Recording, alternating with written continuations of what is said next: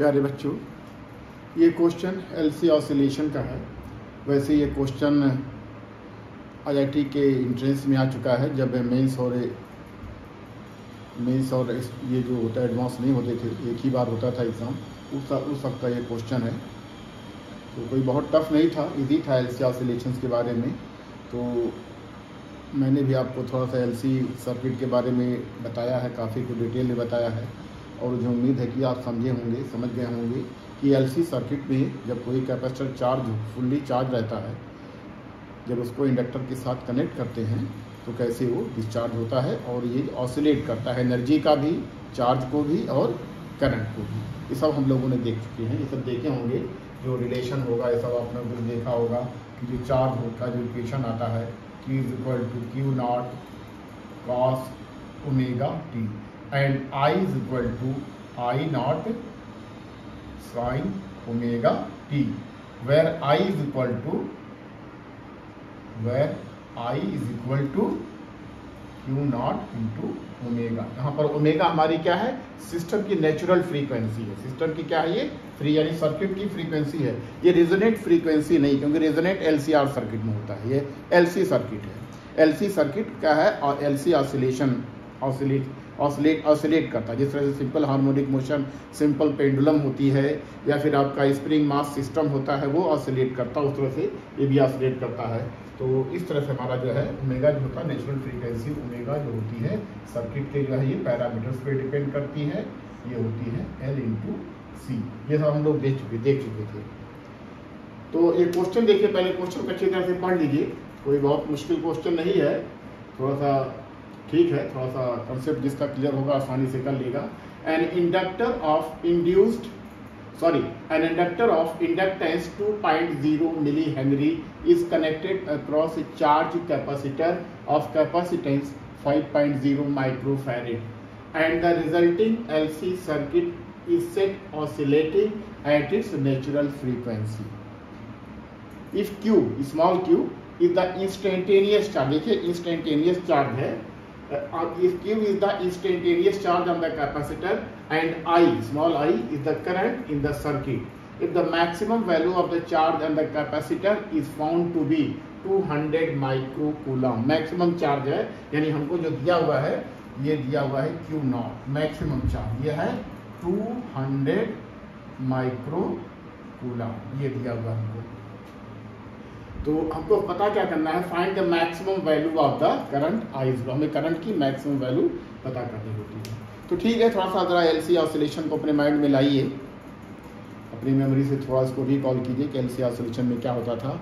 जब कोई कैपेसिटर पहले फुल्ली चार्ज रहता था, यानी इस पर क्यू जितनी उसकी कैपेसिटी थी उतना चार्ज हो चुका होता। जैसे देखिए हमने 3 स्टेज बनाया है, वैसे 9 स्टेज होती है। जैसे सिंपल हार्मोनिक मोशन में एक ऑसिलेटर होता है, पहले इधर जाता है, फिर बीच में आता है, फिर मिडिल में आता है, फिर इधर जाता है, फिर ऐसे जाता है। तो ऐसे ये भी ऑसिलेट करता है, यानी एनर्जी, चार्ज और करंट तीनों ही ऐसे ऑसिलेट करती है। मैक्सिमम होती है, फिर बीच में कुछ और होता है, फिर भी उसमें इस तरह से एनर्जी का जो है मतलब ऑसिलेशन होता रहता है, चार्ज का भी और करंट का भी ऑसिलेशन होता रहता है। इसको थोड़ा सा पढ़ लीजिएगा, समझ आ जाएगा। मैंने 3 स्टेज फिर बनाई है, जिसमें मैंने बताया है एक बार कैपेसिटर फुल्ली चार्ज है, उस पर चार्ज Q0 है, यानी मैक्सिमम चार्ज है, तब सर्किट में कोई करंट नहीं फ्लो हो रही है। अब हमने क्या किया है? जब स्विच को ऑन कर दिया है, की को ऑन कर दिया है, की को बंद कर दिया है, तो करंट फ्लो होने लगती है और कैपेसिटर स्टार्ट करता है डिस्चार्ज होना। धीरे धीरे स्टार्ट, इंडक्टर क्योंकि जो होता है इंडक्टर लगा हुआ है, इंडक्टर जो है करंट को जो है किसी भी चेंज का विरोध करता है। तो करंट को ठीक है डिस्चार्ज तो होने देता है, लेकिन धीरे धीरे करता है, और करंट थोड़ा सा बढ़ती है और चार्ज घटता है। एक स्टेज ऐसी आ जाती है जो कैपेसिटर पर चार्ज 0 हो जाता है, यानी पूरी तरह से कैपेसिटर हमारा डिस्चार्ज हो जाता है, और सारी की सारी जो एनर्जी इसमें कैपेसिटर में स्टोर थी वो आ जाती है किसमें? मैग्नेटिक फील्ड जो इंडक्टर है उसमें आ जाती है। तो देखिए मैंने यहाँ पे लिख दिया है, यहाँ पे चूंकि फुल चार्ज है, इंडक्टर में कोई करंट नहीं फ्लो है, तो electrical energy stored in the capacitor is equal to half Q0² C। यहाँ पर मैग्नेटिक एनर्जी यहाँ पे 0 है, क्योंकि इंडक्टर में कोई वो नहीं है। यहाँ पर चूंकि करंट फ्लो हो रही है, कैपेसिटर डिस्चार्ज हो रहा है, चार्ज कम हो रहा है, तो किसी भी स्टैंड पर हमने मान लिया है उसमें चार्ज Q है और करंट फ्लो हो रही है I। किसी भी स्टैंड पे इंस्टेंटेनियस वैल्यू की बात हो रही है, तो उस वक्त कैपेसिटर में और इंडक्टर दोनों में एनर्जी है। और दोनों का सम मिला करके जो मैक्सिमम एनर्जी स्टोर होगी कैपेसिटर में या इंडक्टर में उसके सम उसके बराबर होगा। ये समझ रहे ना, जो इसमें क्योंकि देखिए चार्ज भी है, चार्ज डिस्चार्ज हो रहा है यानी चार्ज कम हो रहा है, करंट बढ़ रही है। तो अब इसकी वजह से इंडक्टर में भी करंट है, कैपेसिटर पे भी कुछ चार्ज है, तो एनर्जी इंडक्टर में भी है जो मैग्नेटिक फील्ड के फॉर्म में है, और कैपेसिटर में भी है जो इलेक्ट्रिक फील्ड के फॉर्म में है। अब यहाँ पे कैपेसिटर फुल्ली डिस्चार्ज हो गया है, तो जो इलेक्ट्रिकल एनर्जी स्टोर थी चार्ज कैपेसिटर में वो जीरो हो गई है। अब सारी की सारी एनर्जी मैग्नेटिक फील्ड के फॉर्म में आ गई है। तो इसके बाद से फिर से चलता प्रोसेस होता है, लेकिन उसका चार्ज और होता है जो कैपेसिटर का रिवर्स ऑर्डर में हो जाता है, यानी जो प्लस था माइनस साइड में, माइनस वाला प्लस साइड में, इस तरह से चलता रहता है। इस तरह से एक साइकिल कंप्लीट होता है।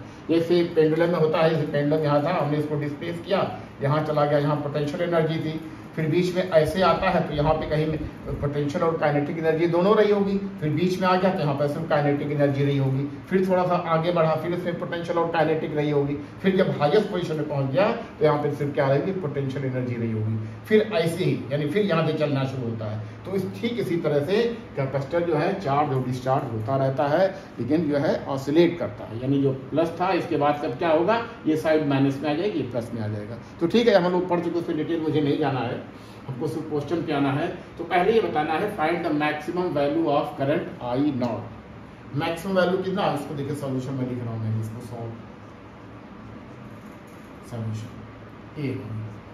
देखिए मैक्सिमम वैल्यू ऑफ, यानी मैक्सिमम वैल्यू कब होगी, जब कैपेसिटर पूरी तरह से डिस्चार्ज हो चुका होगा और सारी की सारी एनर्जी किसमें आ गई होगी, इंडक्टेंस में होगी, इंडक्टर में होगी, मैग्नेटिक फील्ड में।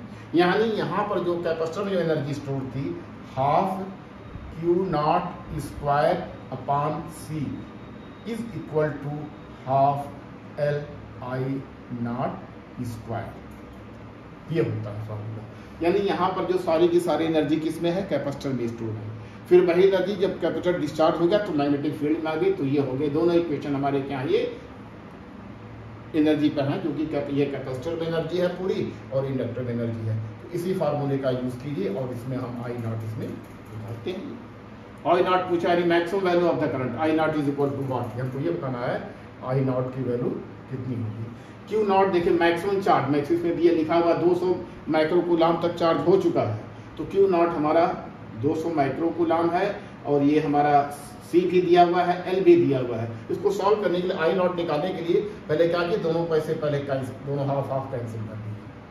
फिर अब जो बच रहा है हमारा, क्या बच रहा है, यानी आई स्क्वायर जो आ रहा है, ये हमारा आ रहा है Q not square upon L into C. बस देखिए इस फार्मूले से तो हमें ये आई नॉट होगा, यानी मैक्सिमम करंट होगी, मैक्सिमम करंट होगी। तो इसकी वैल्यू निकालिए आप, जब इसको निकालेंगे तो क्यू नॉट है, या फिर इसको ऐसे कर लीजिए, चलिए ठीक है, इसको हम ऐसे ही रहने दे रहे हैं।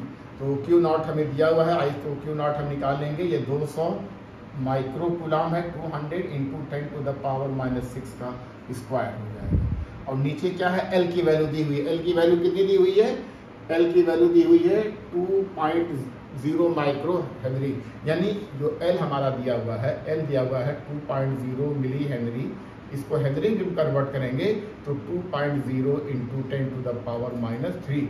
इस तरह से सी जो हो जाएगा 5 माइक्रोफैरेड है, तो 5 माइक्रोफैरेड हो जाएगा, 5.0 into 10 to the power -6 farad हो जाएगा, एक यूनिट में लिखिए। तो ठीक है, इसी तरह से कीजिए, अब आंसर बहुत आसानी से आ जाएगा। फिर जब इसको हम करेंगे तो ये हो जाएगा, एल की वैल्यू लिखिए 2.0 into 10 to the power -3 into 5 into 10 to the power -6। तो इसको जब सॉल्व करेंगे, देखिए बेटा ये जो हो जाएगा, इसको हम जब करेंगे तो ये हो जाएगा 4 इंटू 10 टू द पावर -8 हो जाएगा, क्योंकि देखिए 200 है, 200 हमने क्या किया, 20 इससे कैंसिल, इससे हमने एलिमिनेट कर दिया है। तो जब 2 इंटू 10 टू द पावर -4 हो गया, तो 4 इंटू 10 टू द पावर -8 हो गया इसका स्क्वायर, और नीचे तो ये है ही, इसकी जो वैल्यू है देखिए 2 इंटू 5 10 हो गया, ये 10 हो गया है, और ये 10 टू द पावर माइनस कितनी है, ये 9 है, 10 टू द पावर -9 है। तो इसको क्या कर सकते हैं, इसको भी 10 टू द पावर 8 लिख सकते हैं, इस 10 से इसको मल्टीप्लाई कर दीजिए, तो ये जो वैल्यू निकल करके आएगी 4 × 10⁻⁸ अपॉन 10⁻⁻8 हो जाएगी। तो ये कट जाएगा, तो हमारा आएगा 4। लेकिन ये आई स्क्वायर है, I not square is equal to 4, इसलिए I not is equal to 2 ampere. ये इसका पहला आंसर, यानी maximum value of the current कितनी होगी, 2 एम्पियर होगी। इसको यहीं पे रहने दीजिए। और दूसरे पार्ट में तो कुछ है ही नहीं, दूसरा पार्ट तो बहुत ईजी है, इसमें कुछ सॉल्व करने की आपको जरूरत ही नहीं है। दूसरा पार्ट क्या है, when Q is equal to 200 microcoulomb, Q अगर Q की वैल्यू 200 माइक्रोकूलम है तो what is the value of current I, तो करंट I की वैल्यू कितनी है। तो बेटा देखिए बहुत ही आसान है, इसमें कुछ करना ही नहीं है। जब देखिए जब कैपेसिटर की वैल्यू 200 कूलम थी, यानी capacitor was fully charge, capacitor जो क्या था, चार्ज था, तो there was no current in the inductor. तो करंट में हमारी क्या थी, करंट कोई इंडक्टर में थी ही नहीं। तो यहीं पर मैं लिख दे रहा हूँ, इसका पार्ट भी मैं इसको जो है कर दे रहा हूँ मैं। ये तो ठीक है, इसको ऐसे भी आप कर सकते हैं। आप सॉल्व करने की चाहें तो ये दोनों फार्मूले का भी हेल्प ले सकते हैं, इन दोनों फार्मूले का भी हेल्प ले सकते हैं। अब देखिए इसमें अगर इसकी हम हेल्प लेंगे, कह रहा था कि Q इज इक्वल टू कितना है, Q इज इक्वल टू कितनी है, Q नॉट है, यानी 200 है, 200 माइक्रोकूलम है। तो इस फार्मूले का भी हेल्प लीजिए, वैसे आप ओरली भी कर सकते हैं। जब कैपेसिटर फुल्ली चार्ज है तो इंडक्टर में कोई करंट नहीं फ्लो होगी ना, जैसे देखिए पहले वाला केस, इसमें कोई करंट नहीं फ्लो होगी, तो आई नॉट तो आई 0 हो जाएगी, करंट कितनी हो जाएगी, ये 0 हो जाएगी। लेकिन ठीक है, हम फार्मूले की हेल्प ले रहे हैं, Q is equal to Q not है, और ये हमारा है I is equal to I not sine omega T है, और जो Q था Q is equal to Q not, यह है cos omega T, cos omega T है। तो Q हमारा कितना है, 200 है, Q नॉट के बराबर है, जो कि कितना है, ये 200 के बराबर है। तो देखिए इससे काट दीजिए, तो कॉस ओमेगा टी जो आ गया है, कॉस ओमेगा टी ये कितना आ गया हमारा, इसकी वैल्यू है 1। It means omega T is equal to 0 degree, 0 degree है।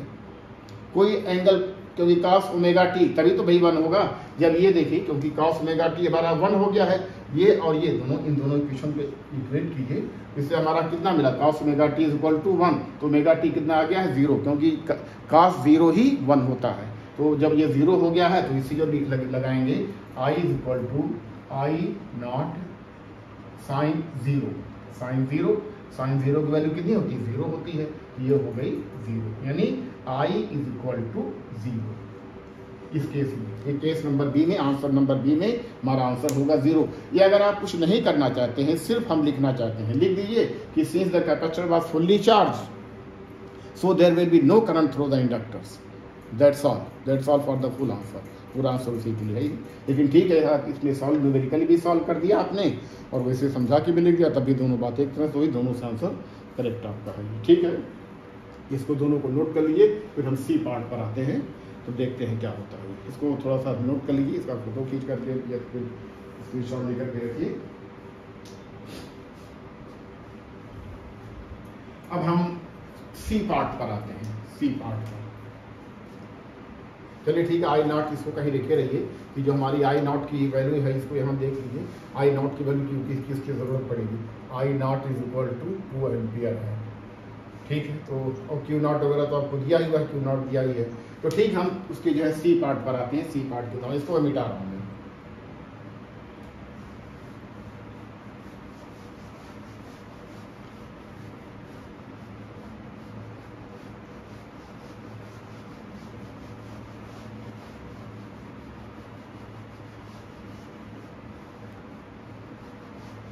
चलिए सी पार्ट हम देखते हैं। तो आसान है, कोई बहुत मुश्किल क्वेश्चन नहीं है, इजी क्वेश्चन है। सी पार्ट कहा है कि when Q is equal to 100 microcoulomb what is the value of di/dt। आपने जो सर्किट देखिए, मैं सर्किट को फिर से ड्रा कर रहा हूँ। जैसे ये हमारा ये सर्किट है, सी पार्ट हम देखते हैं। सी पार्ट देखिए, ये हमारा कैपेसिटर है, ये हमारा कैपेसिटर है, ये हमारा इंडक्टर है, चलिए इसको हम स्विच बना दिया, इसको हमने ऐसे ही ऑन कर दिया है। तो सी जो है क्यू है, ये क्यू नॉट नहीं, देखिए क्यू नॉट नहीं क्यू है, ये कितना है इस पे दिया है 100 माइक्रोकूलाम, 100 माइक्रोकूलाम दिया हुआ है। तो आपको बताना है ये हमारा सी है और ये एल है, तो हमें ये बताना है कि D I by D T की वैल्यू कितनी होगी, ये ना when Q is equal to 100 microcoulomb what is the value of D I by D T. ये मॉडुलस में दिया हुआ है, उसका नेगेटिव है, नेगेटिव है तो उसको आप पॉजिटिव ले लेना है।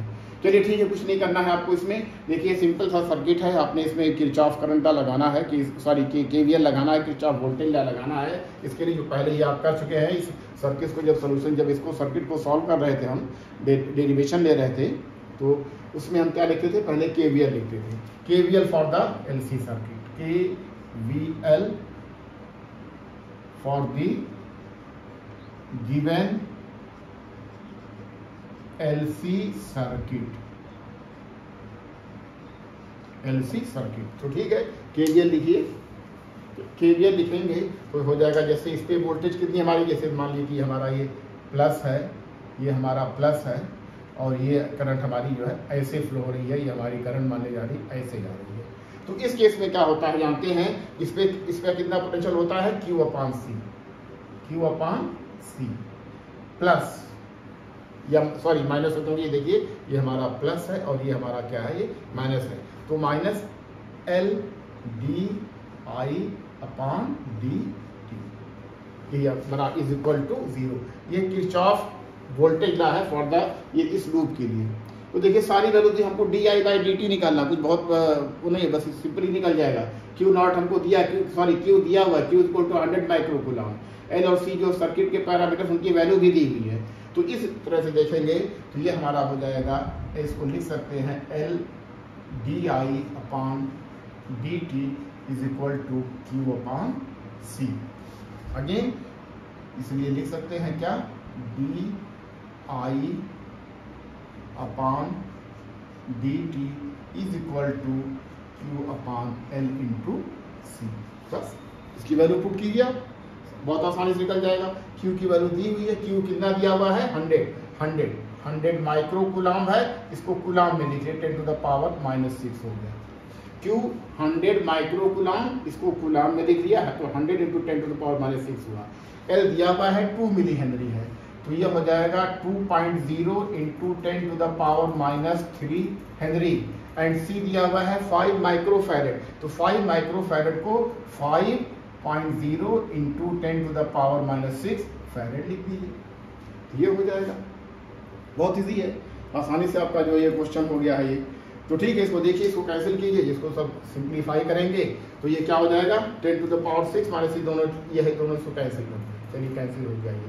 अब रहा 100, नीचे रहा कितना 2.0 इंटू 10 टू पावर -3 इंटू 5.0 हुआ है, तो इसको लिखिए 2 इंटू 5 ये हो गया। इसको ऐसे रहने दीजिए 100 अपॉन ये 2 इंटू 5 भैया हो गया 10, और ये 10 टू द पावर -3 जो यहाँ दिया हुआ है इसको ऊपर ले जाएंगे, 10 टू द पावर +3 हो गया। तो कितना हुआ, इसको 10 से इसको काट दीजिए, एक 0 काट दीजिए, तो सिर्फ आपका बचेगा 10 इंटू 10 टू द पावर 3, या इसको लिख सकते हैं 10 टू द पावर 4। आंसर ही हमारा है, यानी D I by D T जो आया है, यानी डी आई इसलिए कर सकते हैं क्या, D I by D T rate of change of current है, इज इक्वल टू कितना है ये 10 to the power 4, 10 to the power 4। तो अच्छी तरह से लिख दूं मैं 10 to the power 4। D I by D T है, rate of change of current है, इसकी यूनिट क्या हो जाएगी एम्पियर सेकेंड। ये पार्ट सी का आंसर है, यानी rate of change of current जो आया है, यानी सी पार्ट जो था when q equal to 100 not what is the value of modulus of D I by D T, तो 10 to D I by D T 10 to the power 4 ampere second है। बस ये बहुत आसानी से हो गया है। अच्छा, अब डी पार्ट में क्या करना है, अब उसको देखिए, law of conservation of energy लगाना है, क्योंकि हमने ये माना है कि जो एलसी सर्किट है ये बिल्कुल प्योर है। सर्किट में जो एल लगा है भी आइडियल है, प्योर कैपेसिटर, प्योर इंडक्टर है, और सी जो है प्योर कैपेसिटर है। हालांकि ऐसा होता नहीं है, कोई चीज़ कोई ना तो इंडक्टर प्योर हो सकता है ना कैपेसिटर प्योर हो सकता, कुछ ना कुछ रेजिस्टेंस जरूर दोनों में होगा। लेकिन हमने अज्यूम कर लिया है, ये हमने क्या किया है, अज्यूम कर लिया, ना तो हमको वैसे लिखा नहीं तो भी अज्यूम कर लीजिए आप। अगर लिखा हुआ चलिए ठीक है, हो सकता है इंडक्टर कुछ रेजिस्टेंस लगा हो लेकिन इसमें कुछ लिखा नहीं है, तो आप ये मानिए कि एल और सी बिल्कुल दोनों ही बिल्कुल आइडियल है, प्योर है। तो पार्ट सी भी हो गया, बहुत आसानी से हो गया। चलिए पार्ट डी अब देखते हैं, इसको नोट कर लीजिए आप।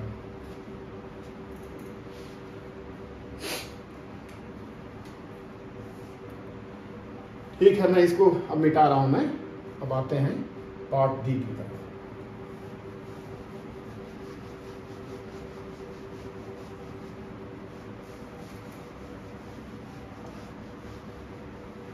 पार्ट डी की तरफ आते हैं।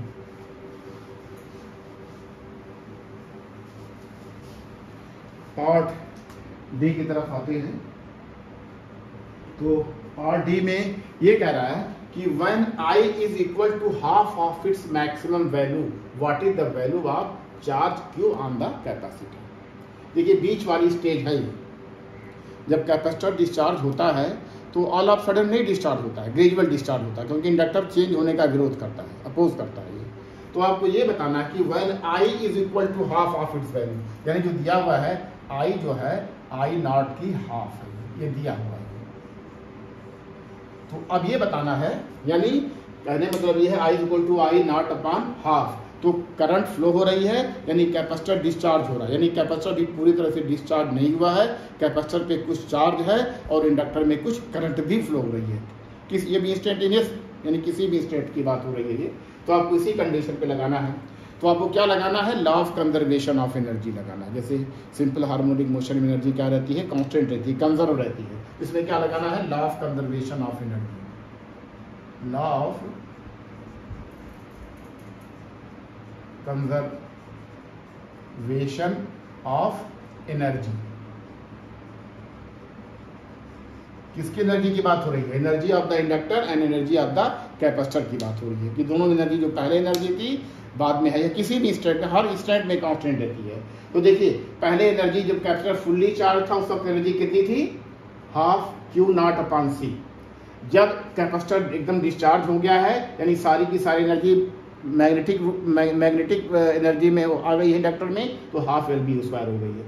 लेकिन यहाँ पर अभी कैपेसिटर डिस्चार्ज हो रहा है तो करंट भी इंडक्टर में करंट भी फ्लो हो रही है। तो ये वाला केस हमको लेना है। लेकिन ये कह दिया है कि हमें उस स्टेज में बताना है जब करंट हमारी, भाई करंट मैक्सिमम थी, धीरे धीरे करंट क्या है, डिक्रीज हो रही है, बढ़ रही है, सॉरी घट रही है। तो एक बार आई, घटते घटते कितना होगी, उसकी मैक्सिमम वैल्यू की कितनी हो गई है, हाफ हो गई है। तो इसी स्टेज में बताना है, यानी ये हमारे ये वाला जो केस हमारा है, इस केस को हमें कंसीडर करना है। केस दूसरा है, दूसरा वाला है, यानी कैपेसिटर में कुछ एनर्जी है और कुछ इंडक्टर में भी है, और दोनों एनर्जी मिला करके इसी एनर्जी के बराबर बना देंगे, जो है half L I not square या half Q not square upon सी।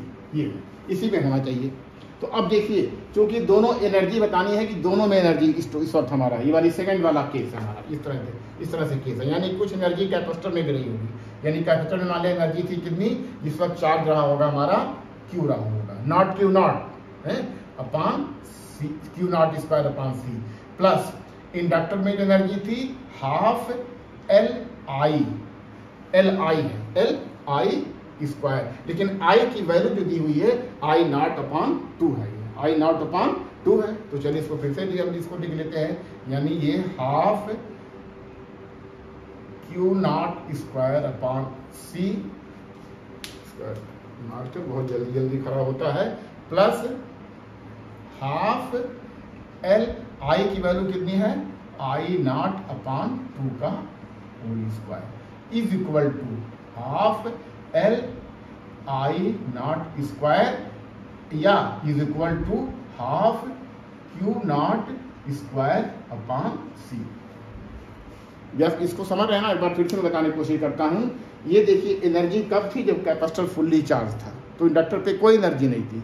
अब जब कैपेसिटर डिस्चार्ज हो गया पूरी तरह से, तो उसकी सारी की सारी एनर्जी इंडक्टर में आ गई है, उसकी वैल्यू हो गई है जब मैक्सिमम करंट फ्लो होती है। और बीच में कहीं डिस्चार्ज हो रहा होगा पूरी तरह से, मतलब धीरे धीरे डिस्चार्ज हो रहा होगा, उस पर करंट भी रहा होगा, उस पर चार्ज भी रहा होगा, यानी दोनों में एनर्जी स्टोर रही होगी। तो इसमें से किसी भी एक फार्मूले का यूज करके आप बना सकते हैं। तो देखिए, चाहे हम इसको, चाहे हम इन दोनों को बराबर करें, किसके, इसके बराबर करें, चाहे इसको हम इसके बराबर भी कर सकते हैं, दोनों कर सकते हैं, कोई इसमें वो नहीं है ये। क्योंकि आई नॉट की वैल्यू पता, I not equal to Q not upon W होता है, ये भी जानते हैं, ये भी हम जानते हैं जो आई नॉट होता है, आई नॉट ये जो होता है आई नॉट होता है ये क्यू नॉट इंटू ओमेगा होता है, जानते हैं। तो इसको हम वैल्यू सब्स्टिट्यूट कर देंगे, तभी हमारी वैल्यू क्या होगी, ये मिल जाएगी। कोई किसी की भी हेल्प लीजिए तो ठीक है। क्या कर रहे हैं हम, इसका हेल्प ले रहे हैं, यानी इस इक्वेशन को हम इक्वेट कर रहे हैं, इन दोनों को हम इक्वेट कर रहे हैं। तो हमें Q की वैल्यू बतानी है when I is equal to half of its maximum value and what is the value of the charge Q on the capacitor। तो हम इसको इक्वेट, इसी को ले रहे हैं, थोड़ा और आसानी इसको भी देखिए कर सकते हैं, आप खुद करके देखिए, मैं एक करके देख रहा हूँ मैं। ये देखिए हम इसको ले रहे हैं कितना, half Q square upon C plus half L I not by 2 का whole square is equal to half L I not square. देखिए पहले हाफ हाफ काट दीजिए, सब में काम है, सबको हाफ हाफ काट दीजिए। तो अब देखिए, अब इसको क्या कीजिए, इसमें से थोड़ा सा सिंप्लीफाई कीजिए, यानी इसको ऐसे रहने दीजिए, ये हो जाएगा क्यू नॉट स्क्वायर अपॉन सी, और इसको इधर ट्रांसपोज कर लीजिए, तो ये है L I not square minus L I not upon 2 का स्क्वायर, बस। तो ठीक है, इसको लीजिए, मैं इसको रख रहा हूँ, तो दूसरा मैं ले रहा हूँ, मैं ये माफ करें, चलिए ठीक है। तो ये हो गया आपका। तो इसमें क्या कीजिए, अब इसमें देखिए एल कॉमन ले लीजिए, एल कॉमन लेंगे तो जो एल है तो ये हो जाएगा हमारा आई नॉट स्क्वायर माइनस ये कितना है, ये आई नॉट स्क्वायर अपॉन ये हो जाएगा 4, ठीक। अब इसमें क्या कीजिए, आई नॉट यहाँ पर भी, आई नॉट यहाँ पर भी, इसमें भी आई नॉट को भी कॉमन ले लीजिए, तो ये जब कॉमन लेंगे तो ये हो जाएगा एल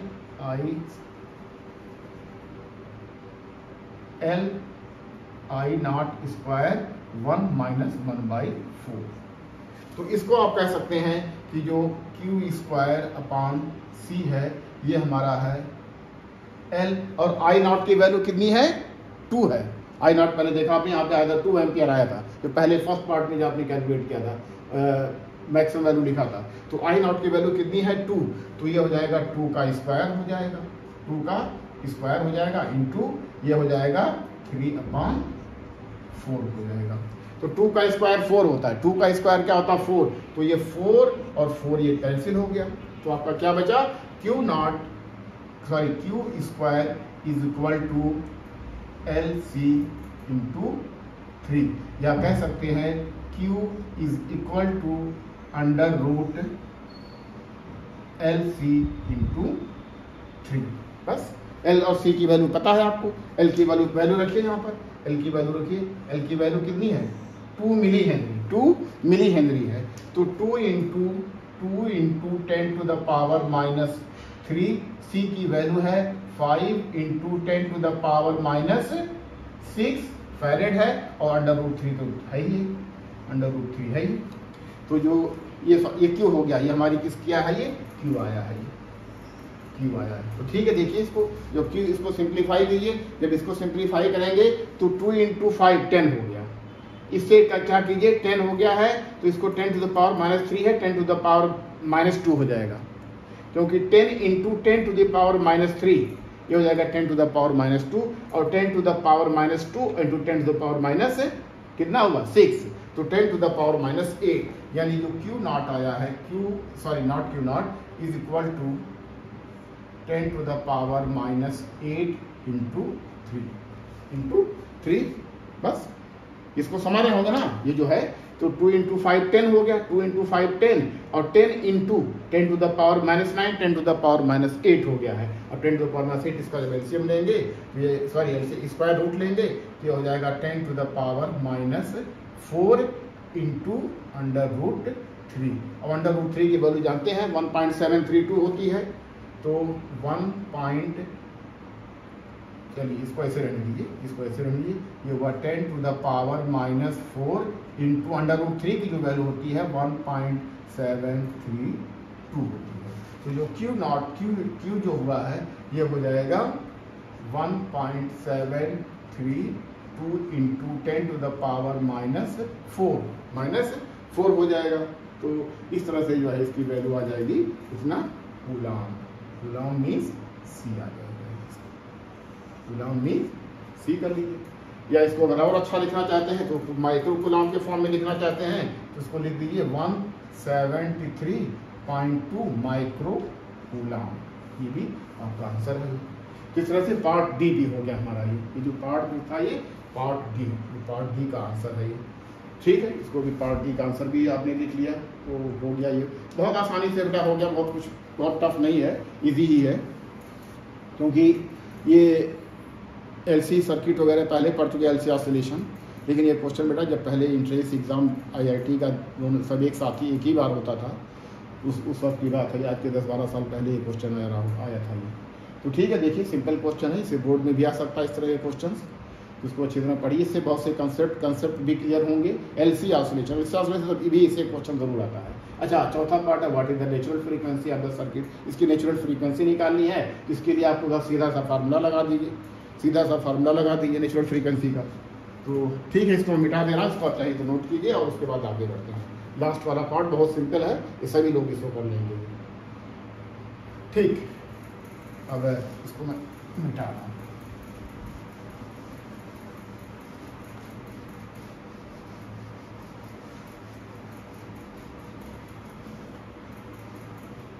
तो देखिए part E, natural frequency of the circuit बनाना है। इस सर्किट की नेचुरल फ्रीक्वेंसी कितनी होती है, तो ये पार्ट ई है, ये है। आप जानते हैं जो नेचुरल फ्रीक्वेंसी होती है, नेचुरल फ्रीक्वेंसी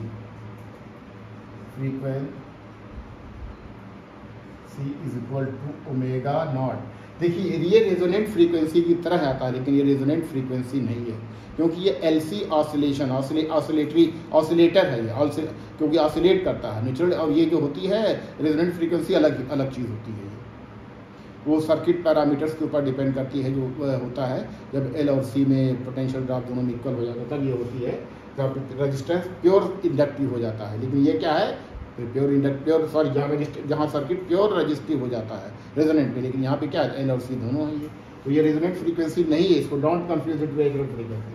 ठीक है, तो इसको लिखिए 1/√L इंटू सी होती है, L इंटू सी होता है। तो सारी वैल्यू आपको दी हुई है, इसमें कुछ करना ही नहीं है। तो L की वैल्यू लिखिए 2 into 10 to the power -3 into 5 into 10 to the power -6 is equal to ये हो जाएगा 2 इंटू 5 10 10 10 टू 9 ये हो जाएगा, ये हो जाएगा 1/, ये हुआ है 10 टू द पावर -4 हो जाएगा। क्योंकि देखिए 10 to the power -6, 10 to the power -3, 10 to the power -9 और ये 10, जब 10 to the power -10 to the power कितना हो जाएगा, 8 हो जाएगा। लेकिन जब इसका स्क्वायर रूट लेंगे तो 10 टू द पावर -4 हो जाएगा, यानी ये जो हो जाएगी इसकी natural frequency 10 to the power 4 radian पर सेकेंड हो जाएगी। बस अगर उसमें बताना है आपको, हर्ट्स में बताना है, तो हर्ट्स में क्या होता है, F0 इज इक्वल टू ω/2π हो जाएगा। यानी इसको कर लेंगे कितना, 10 टू द पावर 4/2π हर्ट्स हो जाएगा। तो जिसमें भी आ सकता है। तो देखिए बेटा ये क्वेश्चन हो गया है, थोड़ा मैंने समझाने की कोशिश किया है आपको। थोड़ा मैं चाहता हूँ शॉर्ट वीडियो आए, तो मुझसे लोग कहते हैं कि ज़्यादा लंबी वीडियो हो जाती है तो लोग नहीं देखते हैं, नहीं कम करते हैं।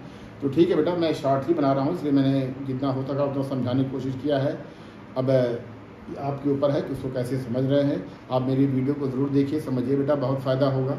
बहुत मेहनत करके बनाता हूँ मैं, क्योंकि अपने एक्सपीरियंस के आधार पर बनाता हूँ। ठीक है, मैंने ऑनलाइन नहीं टीचिंग किया है, लेकिन ऑफलाइन बहुत किया है। पिछले 26 सालों से मेरा एक्सपीरियंस है और अच्छे क्लास को मैंने पढ़ाया है। तो मैं आपसे एक बार फिर कहूँगा कि अगर मेरा वीडियो पसंद आता है, आपका उससे फ़ायदा पहुँचता है, तो उसको लाइक कीजिए, शेयर कीजिए और चैनल को मेरा जो NFR फिजिक्स है उसको जो आप सब्सक्राइब भी कीजिए। Thank you.